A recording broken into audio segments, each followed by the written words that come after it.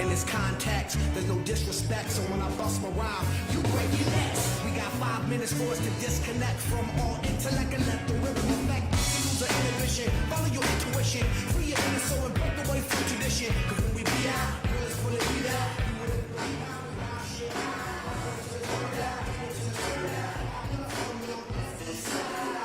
Everybody, let's get into it. Get stoned, get started, get started.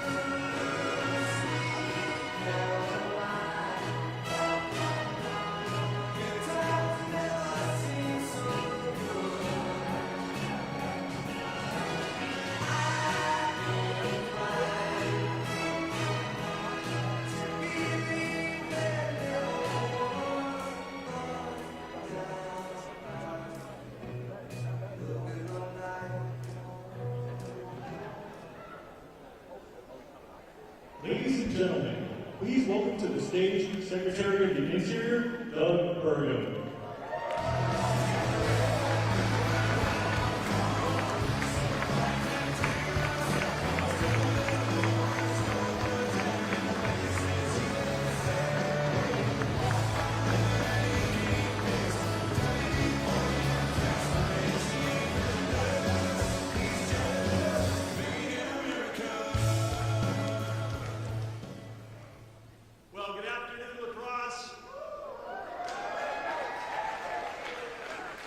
We're so honored to be here with you today, and I want to begin with gratitude for each of you that are in attendance, because we know you're here because you support this country, you support the working families of this country, and you support companies like Mid-City Steel. I also want to give a shout out to the incredible team, the Tough Job team right behind me over here. You guys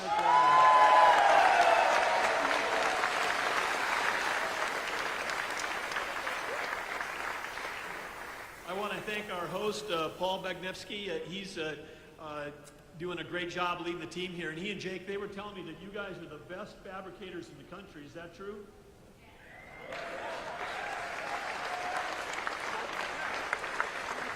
Classic Midwest. You're the best in the country. And then they nod like this. Yep. I'm from North Dakota. I get that whole thing, like where people are they're the most talented in the world, but they're also super humble. But what a fantastic group to be here. Great to be back in Wisconsin. I grew up in a town of 300 people in North Dakota, about 6.5 hours northwest of here. So great coming south, where it's nice and warm in the wintertime, here to Wisconsin. But I had aunt and uncle that lived in Ripon. I had cousins that are still living up in Bayfield. Beautiful state we have here. And because La Crosse is right on the border of Minnesota, I grew up not far in this little town, not far from the other border of Minnesota, on the other side, on the Red River, not the Mississippi River. So I have to ask, I know this is a dangerous question, but are there any Vikings fans in this entire room? Okay, all right, okay. I was talking to JD backstage, and I said, I think I may be able to get 2 or 3 hands. Courageous Vikings fans. Those of us that have been traumatized by 4 Super Bowl losses. Unlike you Packer fans, win. All you guys is winning.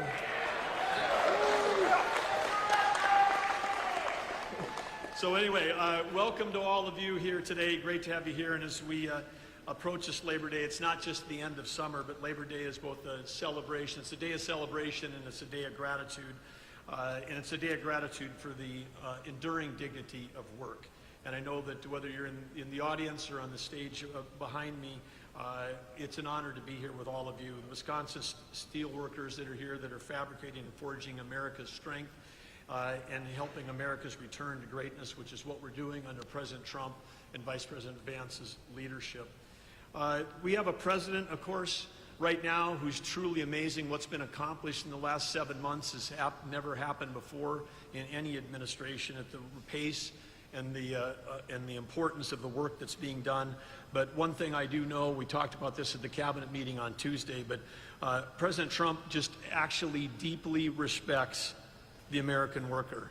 He respects the words "made in America," and he's fighting like no one has ever fought before to make sure that we have that. And whether it's here in Wisconsin or across the country, you know, whether it's farmers or the fabricators, whether it's people that run restaurants or people that are ranchers, truck drivers or auto workers, whether you're in law enforcement, first responders, the people that build, that move, that feed and protect, and those that serve in the military, that defend our country, they have the deepest respect of President Trump and Vice President Vance.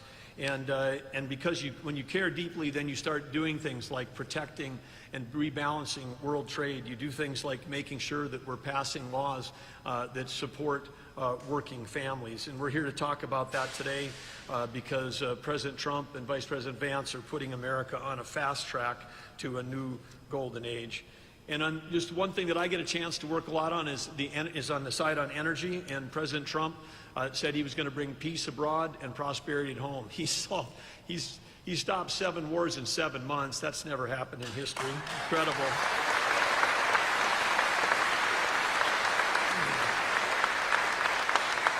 Just incredible. And he set out that he didn't just want energy independence, he wanted energy dominance, President Trump did, because with energy dominance, that means we can sell energy to our friends and allies as opposed to them having to buy it from our adversaries.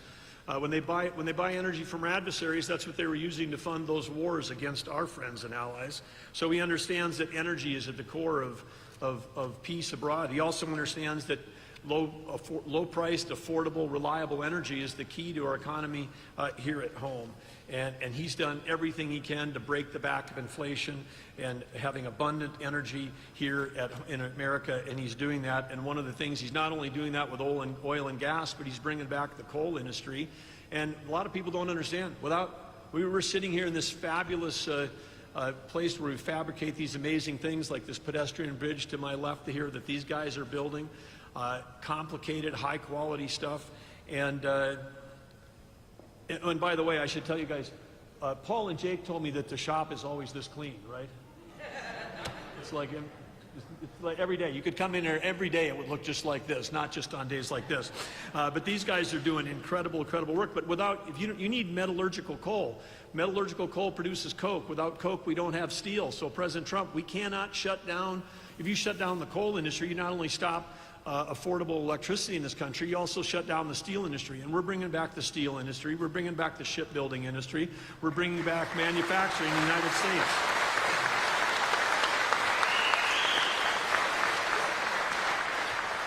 I also understand in the back here we've got some students from Luther High School, government class senior. Can you students just give a stand up for us if you're here from Luther High? We want to say a special thanks to you.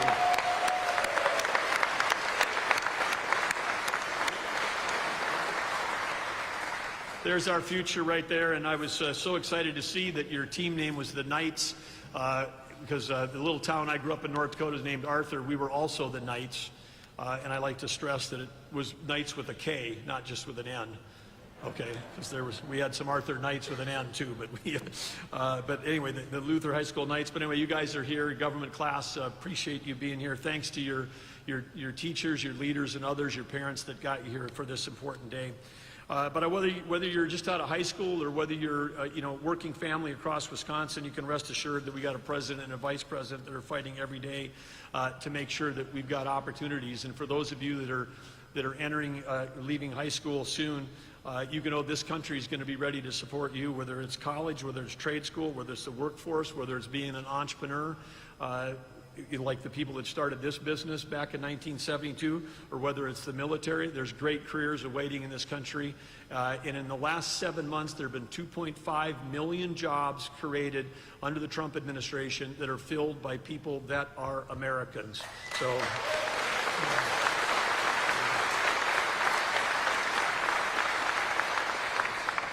And we know that entrepreneurs and we know that businesses like this are the backbone of America. It's innovation that created American greatness. It's innovation that builds great products. It's not regulation.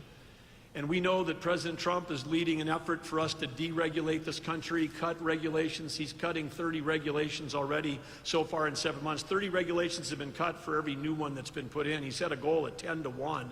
He's beating that by 3 times. When we cut regulation, that allows innovation to flourish. And then when we create the incentives for people that not only understand and respect the dignity of work, but give people an opportunity to work and be paid and rewarded for it, that's why in this working tax families tax cut bill, also known as the one big beautiful bill, what do you think? How many people in this room have ever had a job where you've had to work overtime? Every job I had when I was growing up was like that. You guys get paid overtime. How do you like an idea that President Trump came up with? No tax on overtime. How about that?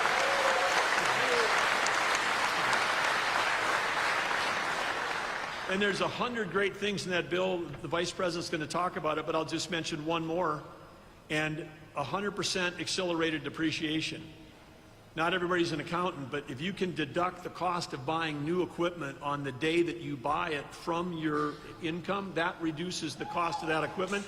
And Paul and Jake and his team right now, they got a $2 million drill press that's coming in here, a drill saw press, $2 million arriving this fall. It's going to help them build projects quicker, faster, more efficiently for their team. And they're doing that because they got 100% depreciation immediately. That's in the big, beautiful bill.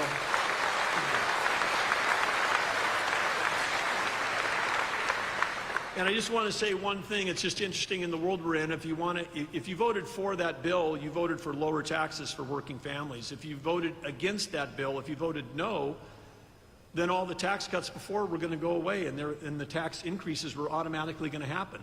So if you voted no on that bill, you were voting for a tax increase on everybody in this room, and there wasn't a single Democrat that voted for that bill. But there is somebody in this room that did vote for that bill, and it's Representative Derek Van Orden right here. Stand up, Derek.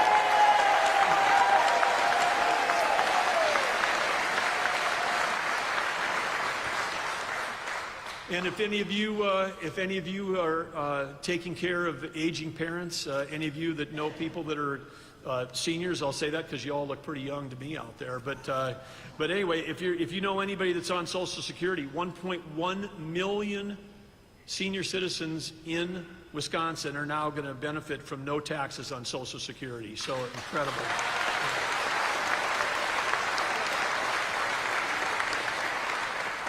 So what's the quick summary? We've got lower taxes. We have far lower regulations. It's the biggest tax cut in history. Regulations are being cut by this administration like never before, allowing innovation to flourish.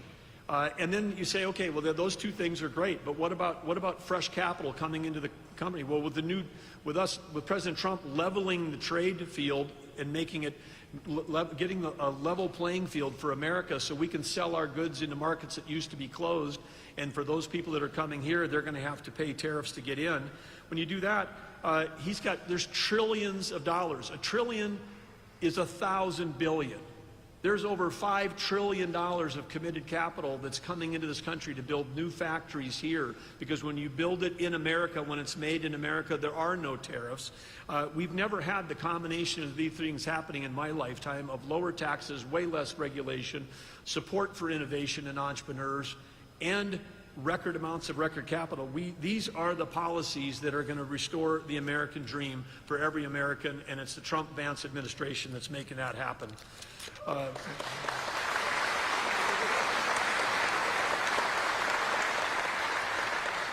And if you're planning on driving someplace this weekend, maybe you want to, head to one of those great national places in this state, like St. Croix National Scenic Riverway, not far away from here, Apostle National Islands, up by the National Lakeshore on the Apostle Islands, up by Bayfield, where my cousins live. If you're heading to do that, guess what? You're going to be paying the lowest gas prices in many, many years this weekend. But inflation adjusted, these are the lowest gas prices in decades. And so, again, thanks to President Trump for making that happen. So, in closing, I wanted to say, one of the other action-oriented presidents we had that's can be thought about in the same sense as President Trump is Theodore Roosevelt.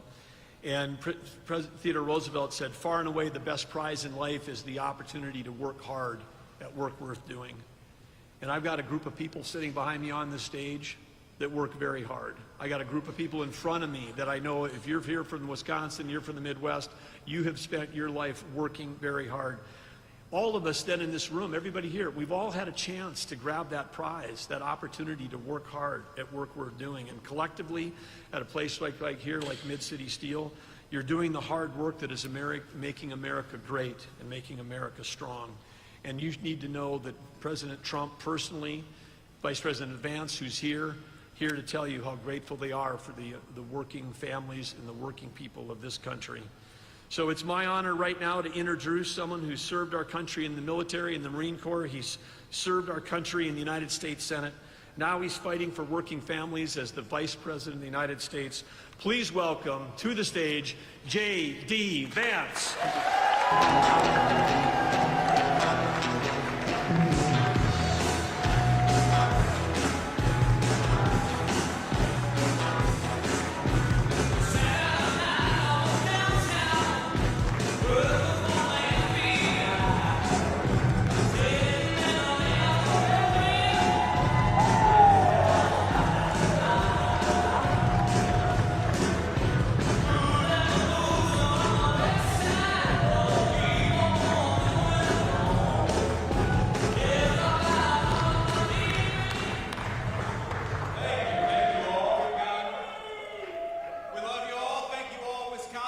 great to be here. We have a great looking crowd here. Thank you all. The best looking group of welders and steel men and women I've seen in my entire life, I think. This is a sharp crew. Now, everybody behind me, I was told, volunteered to be there, and so you guys have to clap and cheer at everything that I say, and if not, we're gonna have to kick you the hell out of here. And a couple of them actually, and I'm not gonna call them out by name, but they were selected because they're some of the hardest working and best working people in this facility. And we just want to say we're proud of you guys, proud of what you do, and proud that the tradition of Wisconsin craftsmanship lives on in this great facility right here today.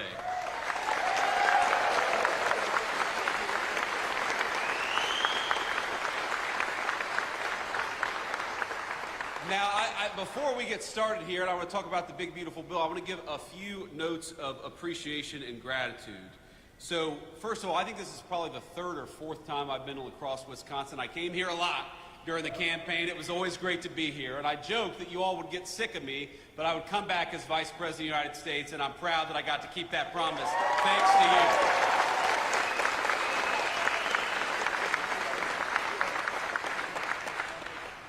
So I want to thank Paul Bagnevsky. Paul, thank you so much. I got it A minus maybe on that pronunciation.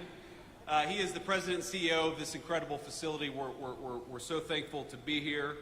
I want to thank Jake Koshiol and the rest of the Tough Job team for giving us such a warm welcome here in Wisconsin. I also want to thank, and you heard Doug Bergam, our great Secretary of the Interior. How good of a job is Doug Bergam doing as Secretary of the Interior? Doug, thank you. Doug is doing a great job, but you heard him give a shout out, and I'm going to give another shout out to the great Representative Derek Van Orden. Thank you, Derek. Please stand up. Give it up for this guy.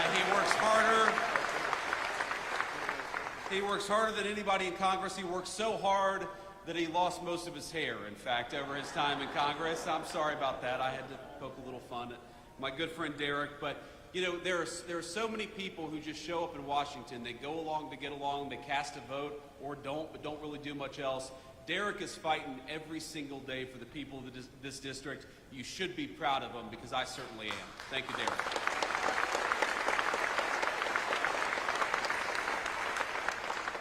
And I guess we've got the senior class from Luther High School. Where are all the Luther High School students? Where are y'all at? Thank you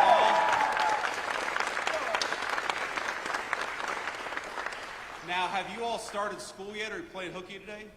You have? Okay, good. Well, I'm glad the Vice President coming to town got you guys out of school a little bit. But let's talk about the future, because these kids are the future. We want to make sure that they have a prosperous American future to grow up in. And let me take you back a little bit to where I grew up in Middletown, Ohio, southwestern Ohio, where my papaw, and the reason I love the welders in particular, is my papaw for 42 years was a union welder at a place called Armco Steel. And when I was growing up, Armco Steel had shed about 80% of the workforce that it had employed when my papaw was working there during its heyday. And unfortunately, it was one of the lucky ones, because a lot of the steel mills lost about 80% of their workforce. A lot of the steel mills didn't exist at all.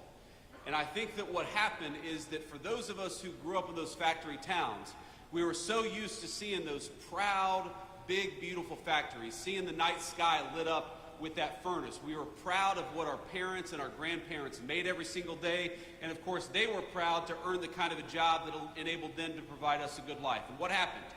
Thanks to a generation of failed politicians and stupid decisions, those factories closed down one by one by one, and many of those proud towns that made us who we are, ladies and gentlemen, those proud towns became ghost towns. Well, not anymore.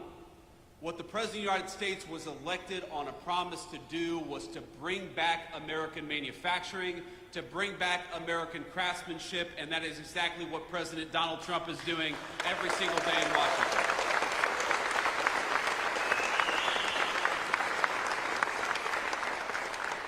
How nice is it to have a president who, instead of rewarding companies for shipping your jobs overseas, rewards companies for building factories right here in the United States of America?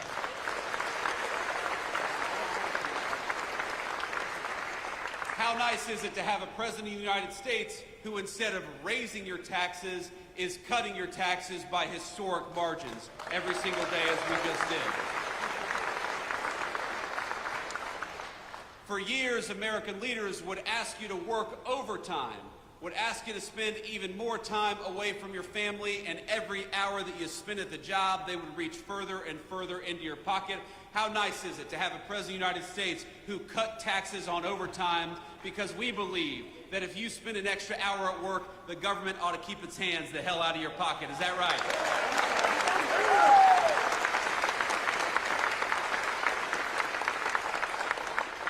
We know about 5%, about 1 in 20 Wisconsin workers rely on tips to bring home the bacon for themselves and their families. How nice is it to have a President of the United States and Republican majorities in Congress that cut taxes on tips instead of forcing our waitresses and service professionals to deal with the IRS. We ought to make it easier for folks to get by, which is exactly what we did when we cut taxes on tips, and Wisconsin families are going to be the beneficiaries.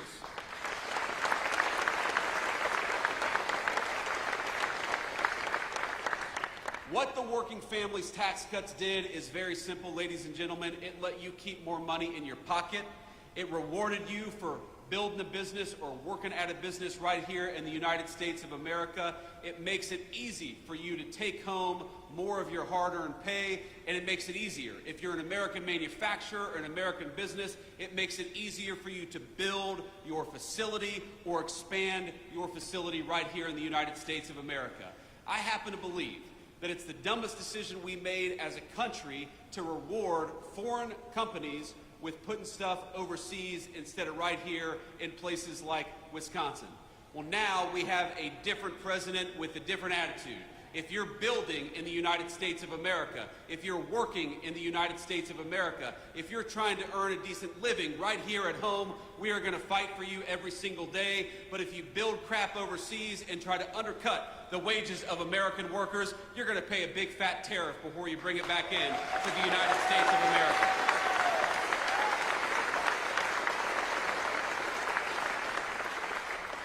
Now, I was talking with a Fox News host earlier, and I'm going to embarrass him a little bit. I'm going to make him stand up and be recognized.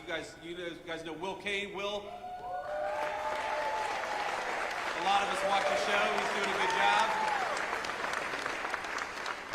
You know, what I told Will earlier is that all these problems are interconnected.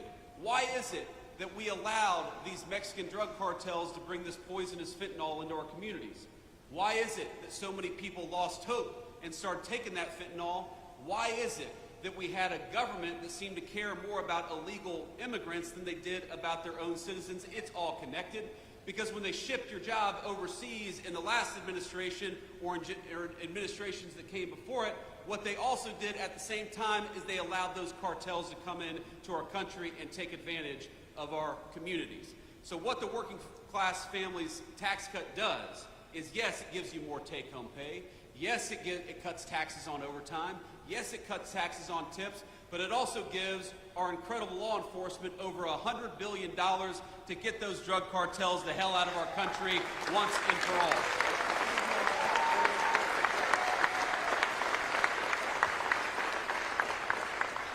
It's very simple. Donald Trump's Republican Party wants very simple things for this country. We want you to be able to earn a good living in your community. We want you to be able to walk down a city street in broad daylight without getting mugged. We want you to be able to take your family out to a nice meal wherever you want to without the fear of violence from criminals, whether they're domestic criminals or international drug cartels. If you work hard every single day, you ought to take as much of your hard-earned pay home as possible. And if you want to raise your children in security and comfort, you ought to send them to a school that gives them a good education instead of an indoctrination. These are very simple things, ladies and gentlemen, and all we needed was better leadership in Washington to deliver it.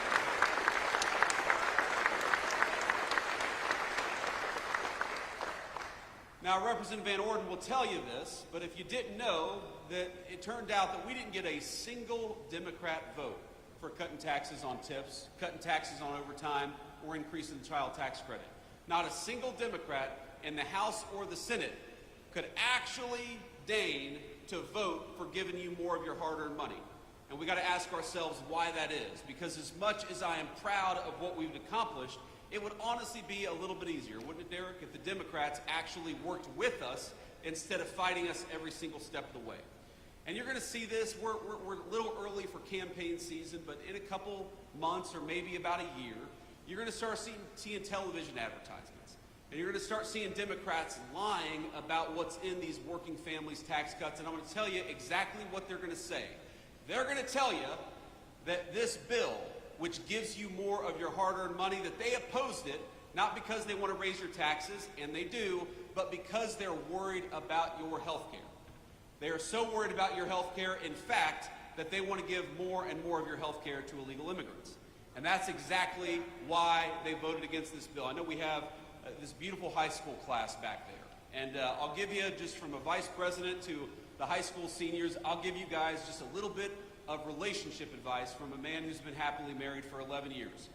Find yourself somebody who loves you as much as national Democrats love giving health care benefits to illegal aliens. That's my advice for you. Because it is, as far as I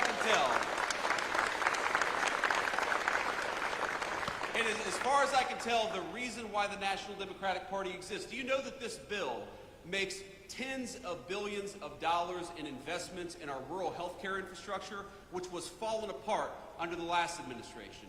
This legislation guarantees that hardworking Americans are going to have access to their Social Security, Medicare, and Medicaid benefits. But what this bill refuses to do, and what Republicans absolutely refuse to do, is to give your hard-earned benefits to people who don't have the legal right to be in this country to begin with. It is very simple. And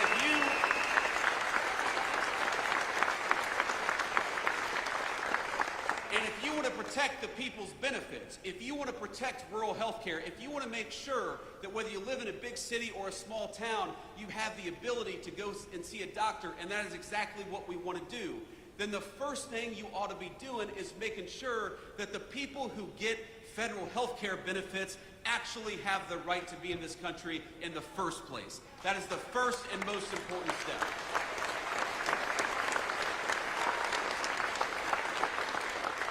And that's what this legislation did. So don't believe the lies and don't believe the attacks. What we are doing with this legislation is giving you a tax cut and trying to rebuild the healthcare infrastructure of this country that got decimated under Joe Biden's leadership.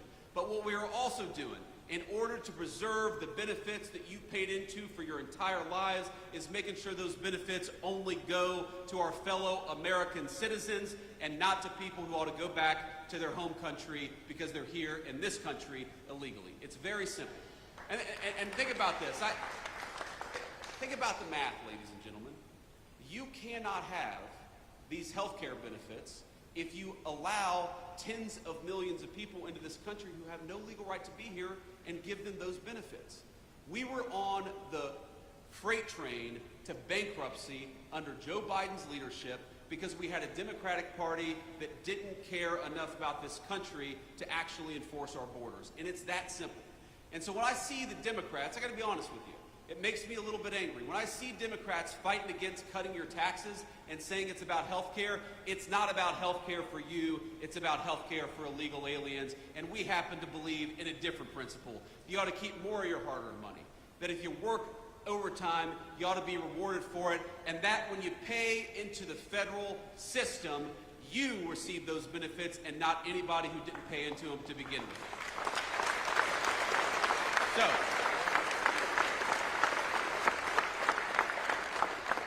let me say just a couple more things, and then I'll hit the road, but maybe I'll take some questions. Should we take some questions from the fake news, ladies and gentlemen? Would that be fun? Okay, we can do that too. But we'll try to focus on the local Wisconsin reporters first, because I know that they're not fake news, right? We got good local reporters here in Wisconsin? I don't know, mixed reviews based on the crowd here, but let me just say a couple more things. So this business, this manufacturing facility, I think represents the future of American craftsmanship. And I was talking to the CEO and to Jake earlier about this, but you know, there's this attitude that some people have that manufacturing, it's the jobs of the past, it's the industry of the past, that it's dirty, that it's not innovative. Why? I challenge any journalist to walk around this facility for 10 minutes and not realize that this is one of the most innovative companies in America, and this is the future of American industry, the future of American innovation, and the future of American manufacturing. They're using artificial intelligence in this facility. They're using robotics in this facility. They're doing things that, frankly, were not even possible 20 years ago, and they're doing them in order to build a great American future.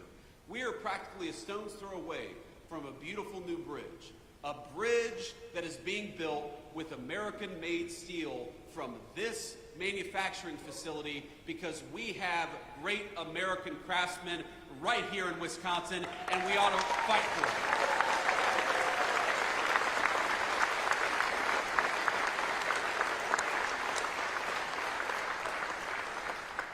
And I know the people out in the crowd, the people standing behind me, there are stories of proud work being done every single day. There are stories of a good wage being earned that allows these folks to support their families. There's stories of products that exist in the United States of America that we need, that we absolutely rely on, that are made right here with American workers and American hands. That makes me so proud to be your vice president, to get to stand here, to get to see a little bit of it, to take a little tour, to recognize that the American future that our children deserve, that the American future that our children rely on is going to be built by and for American workers, and you guys are the proudest American workers in that tradition. So God bless you, and thank you.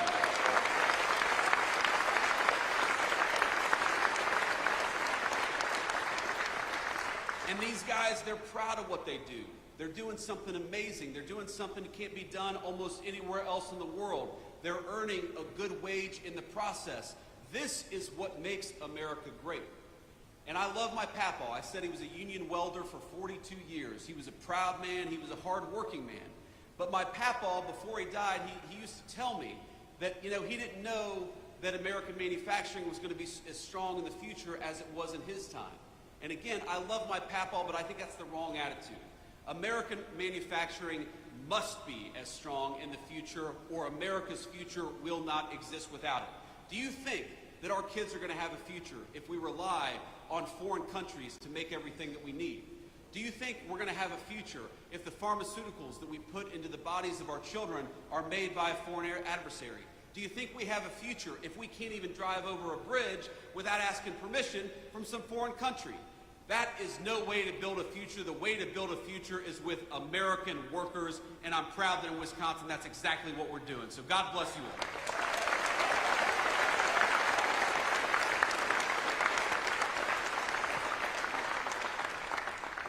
And I want to say just one final thing, and I'm going to end this on a somber note. We've had some fun here, but I'm very mindful of the fact that we're just a couple of minutes away from the Minnesota border. And of course, we had this terrible, terrible school shooting yesterday in Minneapolis. And I imagine, like a lot of you all, it hits pretty close to home, very personally, because though you may not know anybody who's affected by it, I think a lot of us know people who've been taking their kids in the last couple of weeks to their first day of school. And in fact, my son, my little 5-year-old, I love him so much, and if you're watching, buddy, Daddy loves you. He started his first day of kindergarten just 2 days ago. And again, we're very proud of him, and we love him very much, but I know that there are a lot of families who were in their first week of school just outside of Minneapolis, and that was pierced. That incredibly pure and wonderful moment was pierced by a very vicious and a very evil person. And so I just want to say a couple of things. The first thing that I want to say is, remember, we're an American family. And the people who lost children, they are your fellow Americans. And those children who lost their lives and lost their future, they are your fellow citizens. So think about it and say a prayer for them. And remember that they are as much us as our neighbors right here in this wonderful community in Wisconsin. And the thing that they need most of all is they need their fellow Americans to reach out and care about them, and I know that every single one of us is going to do that. That's the first thing that I wanted to say. The second thing that I wanted to say is, when I first heard the news, I was worried that the death toll was going to be higher based on what the media reports were saying. And right now, there are still a couple of kids, some of whom in very critical condition, who may yet survive this, and I think they would appreciate your prayers and their families would appreciate your prayers as well. So if you are the praying type, I'd ask you to say a prayer tonight for those kids that are still recovering, that they may recover fully and go on to live a full life, the life that was deprived from a couple of their classmates. And, you know, the stories, I'd encourage you to read some of the stories about what happened yesterday, about the violence, about the fact that you had 10-year-old kids laying over their friends to look after them and to try to protect them. And while yesterday was an unspeakable tragedy, I'd ask you to remember that we also saw the very best of the United States of America. And to every person who protected a friend, to every first responder, to every paramedic who made it so the death toll wasn't higher, we love you, we're proud of you, and we'll never forget the great American spirit that you showed yesterday.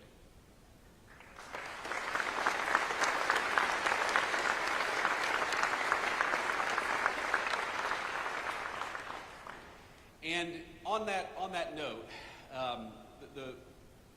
there's going to be time for politics, and there's going to be a time to figure out how to prevent this stuff from happening, how to make these shootings less common in our country.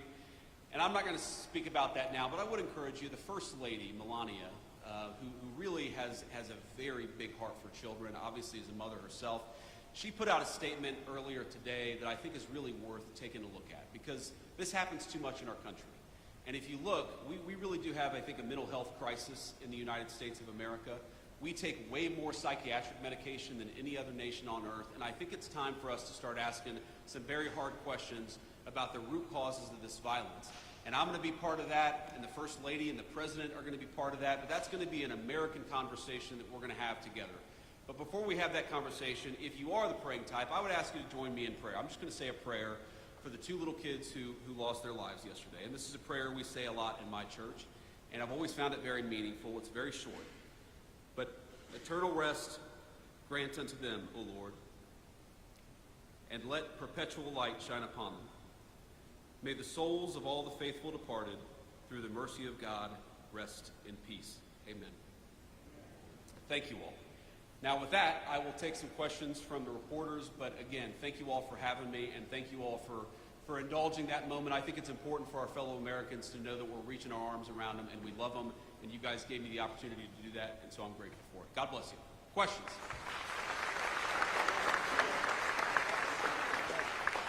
Caden Perry, La Crosse Tribune, local reporter. I'm curious, a lot of investments in the steel industry in this nation, especially the signing of the Nippon and U.S. Steel merger in Pennsylvania, a lot of those investments seem to be going to the Rust Belt and major corporations there. Can you point to something in your policy that will help small businesses like this and others that are maybe outside of the conventional areas for the Rust Belt? Yeah, so first of all, by ensuring that facilities like this have access to great American-made steel, we make sure they're never going to get cut off. And I talked to the CEO about this earlier. We make sure that they're always going to have the supplies necessary to do the business that they need to do. And that's a very important thing, because as we learned during the COVID pandemic, when you rely on foreign countries to make your critical supply, sometimes those foreign countries don't work. You can't depend on them. We can depend on our fellow Americans, and that's why it's so important, big corporation and small, to bring this stuff back to the United States. But you ask, what is going to help this small business? Well, first of all, the workers here, when they work an overtime shift, are not going to have to pay taxes on those overtime hours. That's going to help the workers and consequently the business right here in this facility. But also, you heard Secretary Bergam talk about this earlier. When a plant like this makes a big investment, we want to make that pay in the tax code. We want to penalize them for investing in American workers and American production. And the working families tax cut, you know what it does? It completely accelerates depreciation, so that when they make a big investment, when they buy a big amount, when they buy a big new facility, or they buy a big new piece of equipment, they can immediately benefit from that in the tax code. And it's such a reversal from what we've had in this country for 40, 50 years, where we would penalize companies in the tax code for building and making in the United States of America. Under President Trump's leadership, we're rewarding companies in the tax code for building and making right here at home. Next question. Good afternoon. Charles Benson with TMJ4 out of Milwaukee. As you know, the President this week signed an executive order around the National Guard. And so I'm curious if you can give us some more detail on that, wanting the National Guard members to be available for rapid mobilization and establish a quick reaction force. My question would be, would that quick reaction force be deployed to help with day-to-day police work, and would a governor, like the governor of Wisconsin, have the option to say no to any deployment nationwide? Well, let me say a few things about this. First of all, the principle at stake here is very simple. Americans ought to feel safe on American streets. How many of us...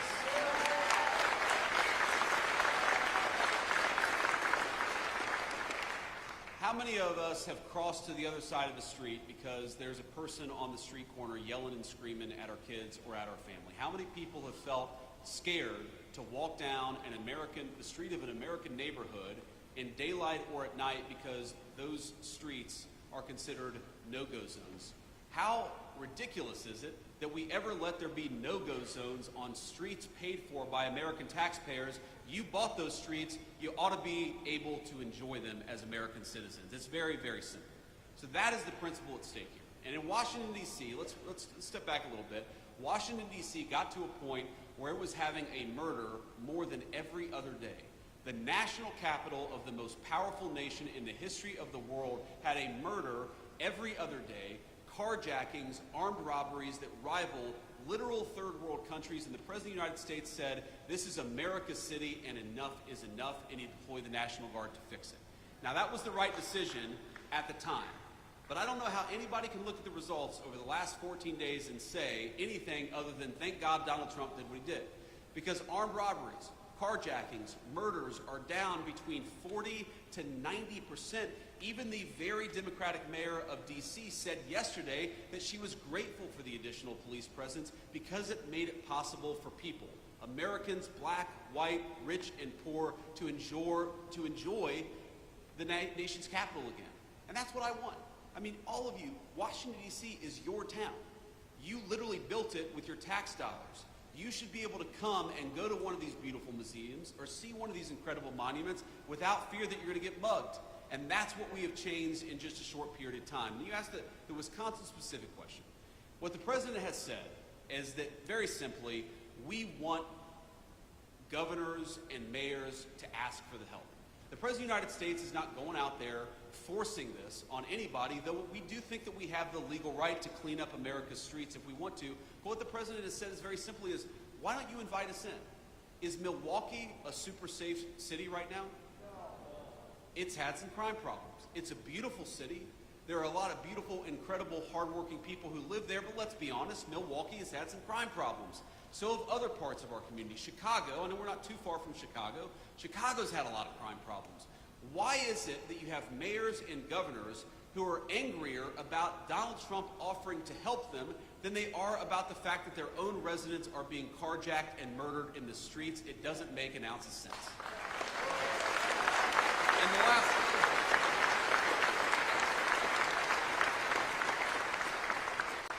And the last point that I'll make about this, sir, is, I'm going to violate the advice I gave to the President of the United States yesterday, because we were having lunch yesterday, and the President said, JD, I don't know how I did it.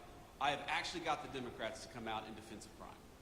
And it is crazy. If Donald Trump came out tomorrow and said he really likes puppies, you would have AOC come out and say puppies are terrible. So you have Donald Trump, who has reduced murders, carjackings, and armed robberies in 14 days in Washington, D.C., and now you have national Democrats coming out and saying, oh, well, we love murders and carjackings and armed robberies. Why won't Democrats just use some common sense? We're going to disagree about stuff from time to time. I'm sure Democrats want higher taxes and I want lower taxes. We may disagree about some foreign policy issues, but on this basic principle that murdering people, armed robberies, carjackings are bad, wouldn't it be nice if the Democrats just worked a little across the aisle for once? Yeah. Next question. Thank you, Mr. Vice President. Matt Smith, WISN TV in Milwaukee. To what you just said, Milwaukee's mayor the other day said absolutely not to any talk of National Guard troops. Would the administration consider ever coming into a city like Milwaukee?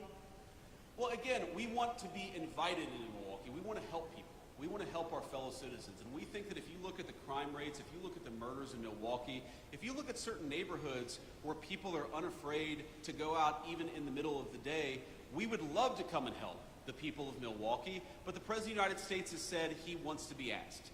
And that has been his consistent line from the very beginning, that we have an incredible law enforcement capability in the United States. You know what's crazy about crime?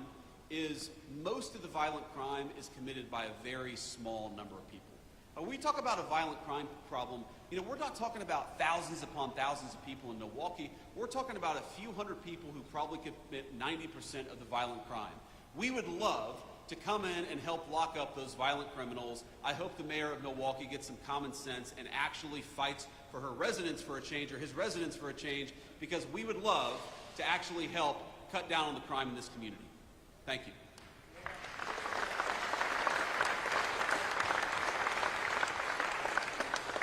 Good afternoon, Anthony DeBruzzi, Spectrum News, Wisconsin. Sticking with Milwaukee, but a little different. Yesterday, Governor Tony Evers requested a disaster declaration from President Trump after the historic flooding that we've seen in the Milwaukee area. So can Wisconsinites count on the administration for financial help through this? Yeah, so obviously, look, we want to help people. We want to help our fellow citizens, and I know that Wisconsin has suffered some serious problems. I have not talked to the President of the United States. I'm not even sure that he's aware yet that the governor has issued that disaster declaration, but I will take that back to Washington, D.C. and make sure we respond to it promptly. Thank you, sir.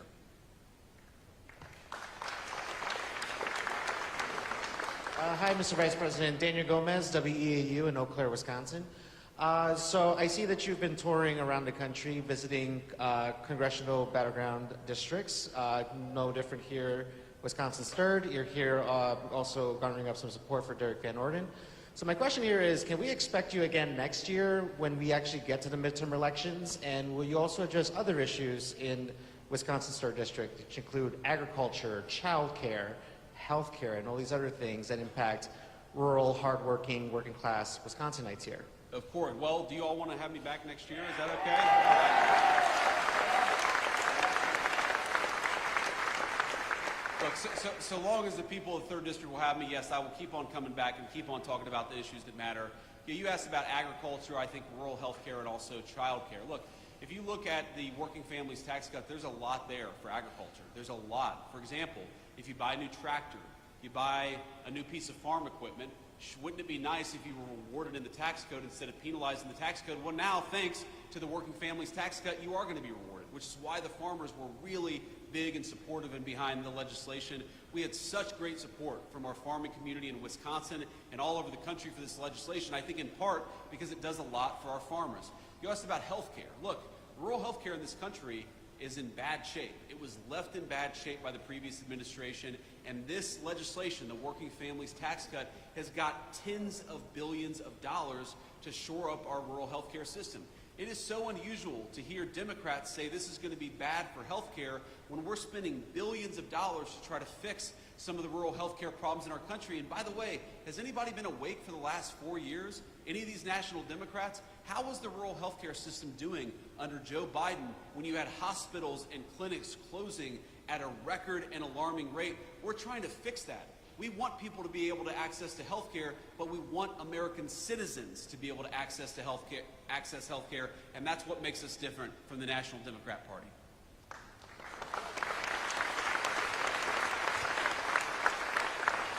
And I'll take maybe a couple more questions, then we're going to hit the road. Hi, thank you so much for taking questions from us. My name is Laura Schulte. I'm a reporter with the Milwaukee Journal-Sentinel. You've talked a little bit, about the disaster declaration, but I'm wondering, how long will Milwaukee have to wait for a disaster declaration from President Trump? Well, if I understood the question correctly, and this is the first time that I'm hearing about it, we got the request from the governor yesterday. Is that right?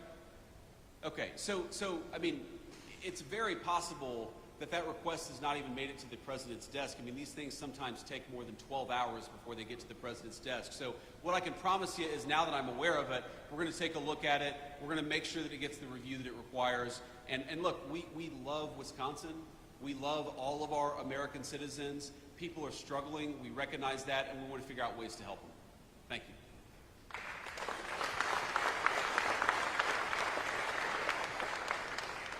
Mr. Vice President, Adam Roberts, News Radio WTMJ, also out of Milwaukee. A follow-up to that question as well. I know that you still have time to make this decision, but can you explain why President Trump or yourself did not tour the southeast Wisconsin area like was done in Texas after their historic flooding? Yeah, I can give you a very simple answer to that question is, if you remember the Texas flooding, the president did not show up until he felt like he could provide comfort and aid to some of the grieving families, but not actually be a huge distraction for law enforcement. I mean, look, it is a reality of the world that when the president or the vice president of the United States show up, there are a lot of Secret Service, there's a lot of local law enforcement, and I remember explicitly being in the Oval Office talking with the president about this. He said, I really want to go to Texas, and I really want to visit with these grieving families, but we can't do it until the local law enforcement says we can support this without affecting the recovery and other efforts. So we would love to visit, we would love to talk to people, but some of this depends on, we talk with local law enforcement, and we don't just want to show up for a photo op, we want to show up and actually help, and that's what the President of the United States is focused on. Thank you, sir. And I'll do one more question before we hit the road. Jeff Murdoch, The Washington Times. So there are plenty of people, there are scores of people still in jail that have been pardoned under President Biden's auto pens. Do you think they should be released from prison?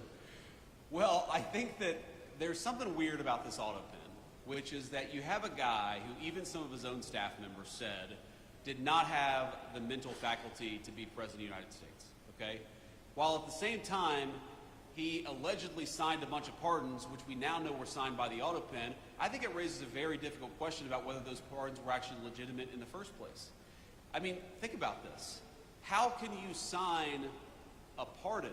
How can you engage in presidential conduct that's binding if your own staff members are saying, well, this guy wasn't exactly fit to be the President of the United States? So look, I'll let the courts figure this out. As the President of the United States has said, President Trump, we always follow the court orders and we always try to work with the courts. But I think the American people, far more than whether this pardon is thrown out or that pardon is thrown out by the court, let's step back and ask ourselves, how is it that the American media and senior members of the Democratic Party conspired to hide us from the fact that the President of the United States wasn't fit to do the job? This is about more than politics. This is about more than policy disagreements. This is about, if you get a phone call at 3 a.m. and there's a national security emergency, does the person who's answering the phone have the mental ability to do the job? And if the answer is no, then all of us, Democrat, Republican, and Independent, have been defrauded. And I think the Biden presidency is a big, fat example of the American media defrauding the American people.